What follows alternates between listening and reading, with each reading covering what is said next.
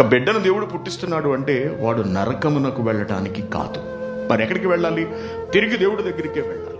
మన పిల్లలు మంటల్లో కాలిపోతే మనమే చూడలేనప్పుడు ఆత్మలకు తండ్రి అయిన దేవుడు మనం అగ్నిగుండంలో మండిపోతూ ఉంటే ఆయన ఎలా చూసి భరించగలడు? ఎలా తట్టుకోగలడు ఆయన? మన బిడ్డలను మనం వాళ్ళకి కావలసినవన్నీ కొనిపెడుతున్నామే. ఇండియా నుంచి ఒక ఫోన్ వచ్చిందనుకోండి, వెంటనే డబ్బులు పంపించేస్తాం. నాకు అది లేదు అనగా, నాకు ఇది లేదు, నాకు మోటార్ సైకిల్ కొను, నాకు మొబైల్ కొను, లేకపోతే నాకు మంచి బట్టలు లేవు, నాకు బయటికి వెళ్ళడానికి సిగ్గేస్తుంది.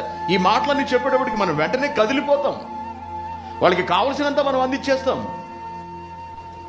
కానీ వాడి ఆత్మను మనం ఎంతవరకు పట్టించుకోగలుగుతున్నాం? వాడి శరీరానికి కావలసినవన్నీ పెడుతున్నాం, ఓకే. మరణంతో వాడెక్కడికి వెళ్ళిపోతాడు?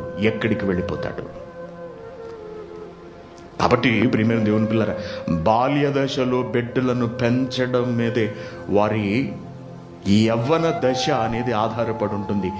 యవ్వన దశను దాటుకుని వెళ్ళాడు అంటే, యవ్వనంలో విజయం సాధించి అడుగు వేశాడు అంటే, వాడు వెయ్యబోయే నెక్స్ట్ అడుగు పరలోకంలోనే.